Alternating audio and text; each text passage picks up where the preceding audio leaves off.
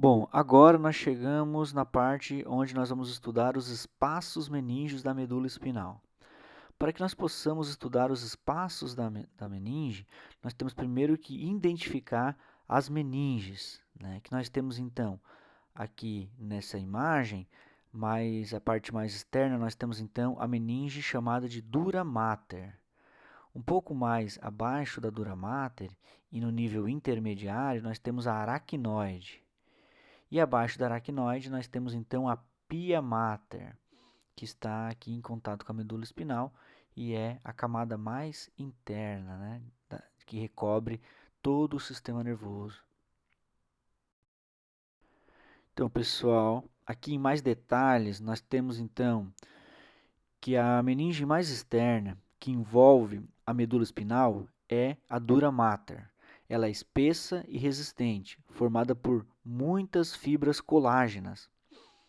Ela envolve toda a medula, formando o saco dural e termina na altura da segunda vértebra sacral.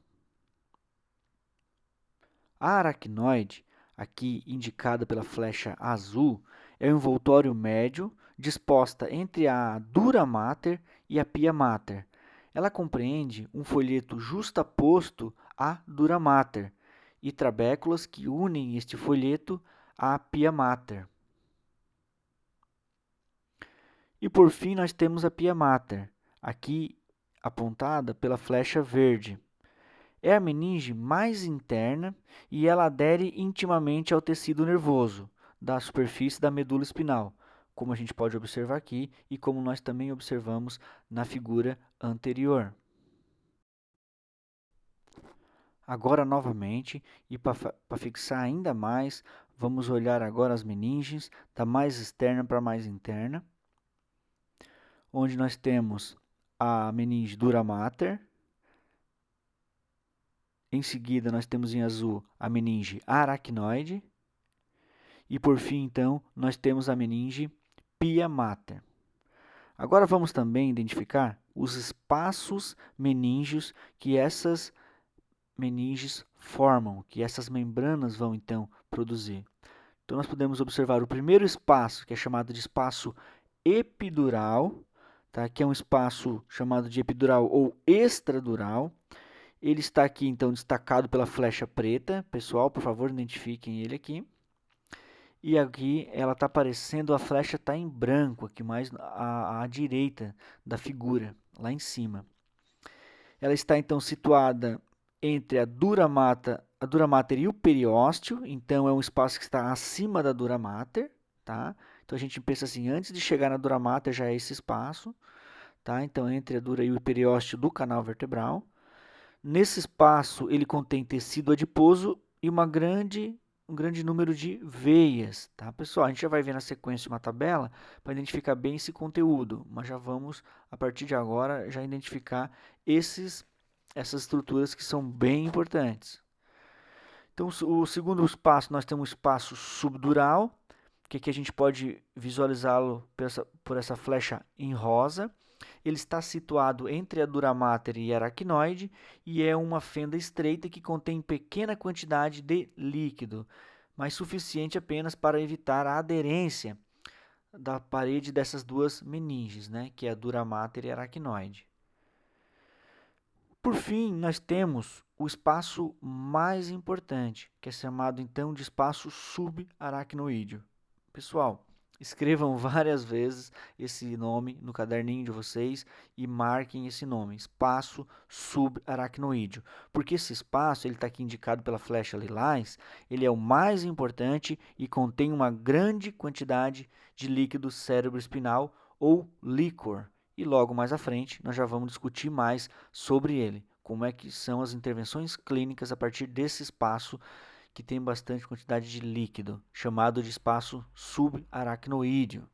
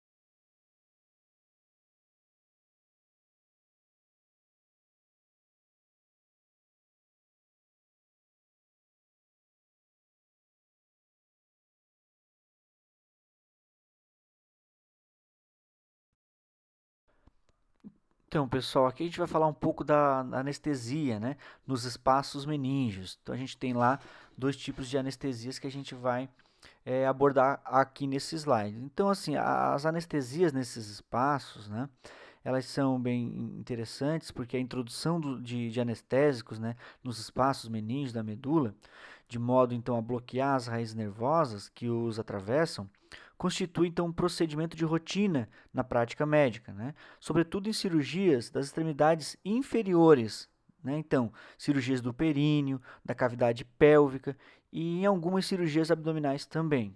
Então, em geral, são feitas anestesias raquidianas e anestesias epidurais ou peridurais, né? Que é a mesma coisa que epidural. Então, pessoal, nas anestesias raquidianas, falando um pouquinho delas, né, que nesse tipo de anestesia, o anestésico ele é então introduzido no espaço subaracnoídeo por meio de uma agulha que penetra no espaço entre as vértebras L2 e L3, ou entre as vértebras L3 e L4, ou mesmo L4 e L5. Né? Em seu trajeto, a agulha ela vai então perfurar sucessivamente a pele, depois a tela subcutânea, o ligamento interespinhoso, o ligamento amarelo, a dura mater e a aracnoide. Geralmente o cirurgião certifica-se que a agulha atingiu o espaço subaracnoídeo pela presença do líquor que goteja de sua extremidade. Ou seja, na raquidiana, pessoal, a agulha ela vai chegar até então o espaço subaracnoídeo, por isso o líquido vai sair a partir, né, da agulha inserida nesse espaço.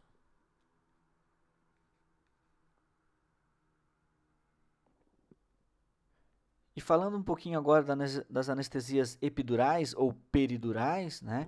Essas anestesias elas são feitas geralmente na região lombar, introduzindo-se o anestésico no espaço epidural, onde ele se difunde e atinge os forames intervertebrais pelos quais passam as raízes dos nervos espinais.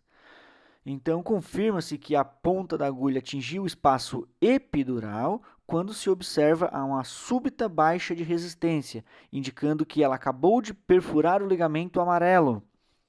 Essas anestesias, pessoal, elas não apresentam alguns dos inconvenientes das anestesias raquidianas, né? Como é o quê? O aparecimento frequente de dores de cabeça, que a outra apresenta porque fura e sai o líquido e altera essa pressão do líquido, né? Também a questão entre existe também uma habilidade, ela exige nessas técnicas, elas exigem muito maior habilidade do médico, né? E hoje elas são usadas quase somente nos partos, né? Então reservada mais para o parto as anestesias epidurais.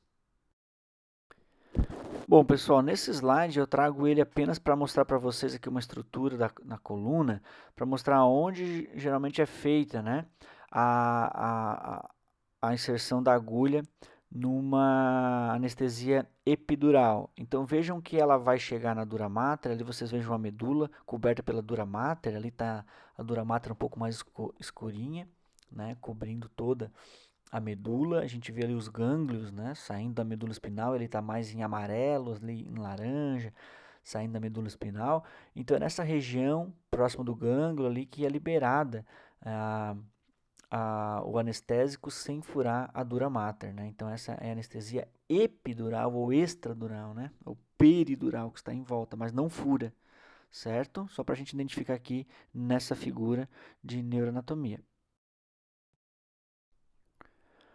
Bom, pessoal, e aqui a gente vê a finalidade da inserção de uma agulha no espaço subaracnoídeo, né? Então, por que a gente faz, né? Por que um médico, um cirurgião, um profissional médico, ele vai utilizar desse procedimento, né? Então, ele faz isso porque pode ser realizada para a retirada do líquor para fins terapêuticos, então, para tratar, ou diagnóstico, né, de alguma alteração raquidiana. Então, por exemplo, a meningite, né, pessoal? Você tira o líquido para ver se tem ali, né, um agente, né, infeccioso que pode estar causando uma meningite, uma inflamação das meninges. Também é inserida a agulha ali para fazer uma medida da pressão do líquor, para a introdução de substâncias que aumentam o contraste das radiografias, como o ar, hélio e certos sais de iodo, né? aí para alguns exames patológicos. Introdução de anestésicos, então, nas chamadas raquidianas, que foi o que eu expliquei anteriormente com mais detalhes.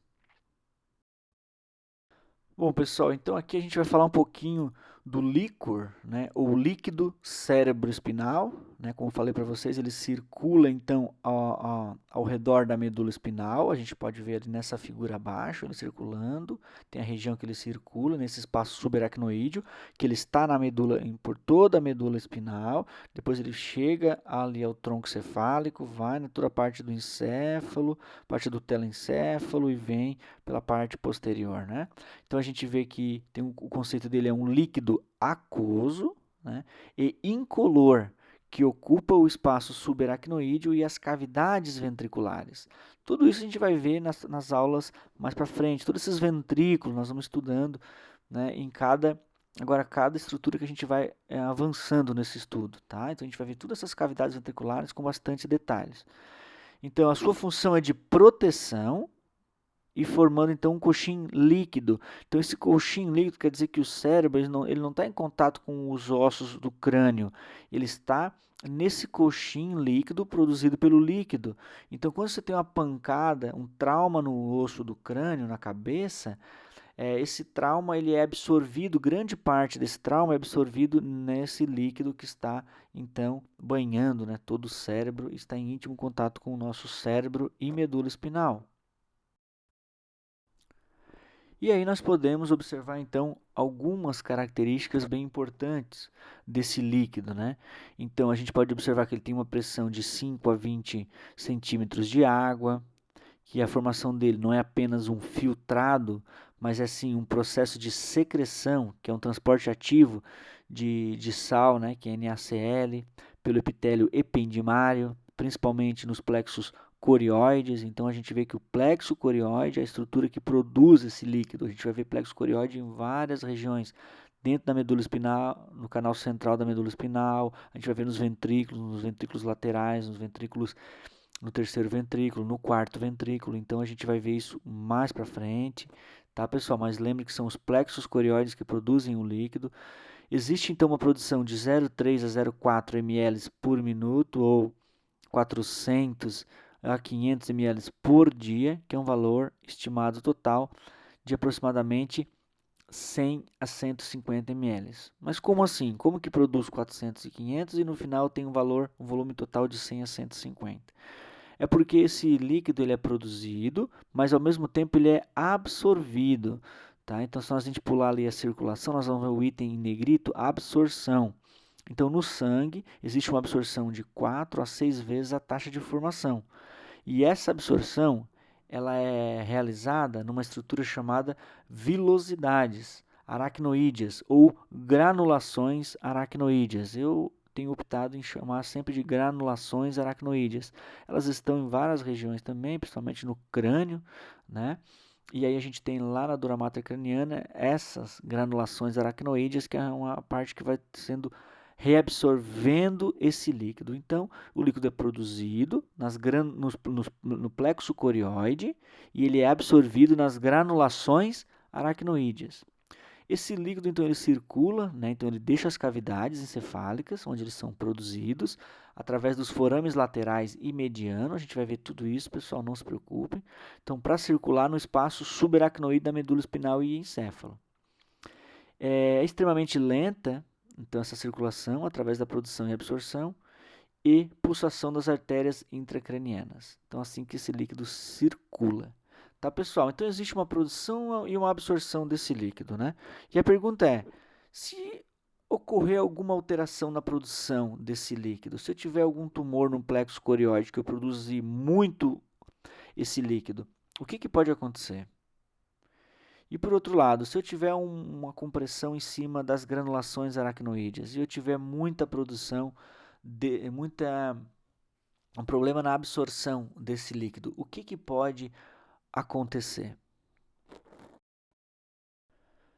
Então, pessoal, o que pode acontecer a partir de uma disfunção ou na produção ou na absorção do líquido cefalorraquidiano é uma condição patológica chamada de hidrocefalia, que é quando, principalmente em crianças, onde ainda não há uma consolidação das estruturas cranianas, há um acúmulo desse líquido, um aumento do volume desse líquido e um acúmulo na calota craniana, no cérebro e na cabeça, na região da cabeça, onde existe uma expansão do crânio dos indivíduos. Como a gente pode observar nesta figura, né, uma criança que teve então expansão do crânio, numa condição chamada então de hidrocefalia.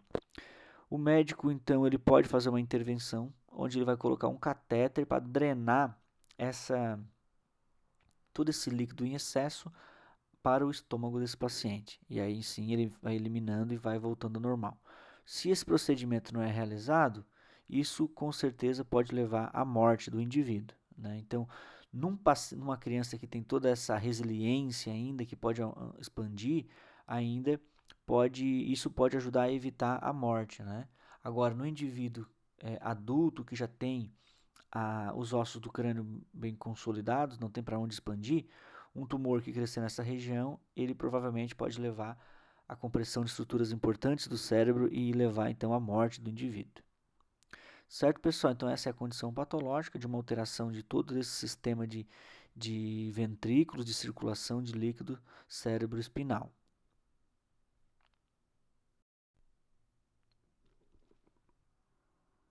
Muito obrigado pela atenção.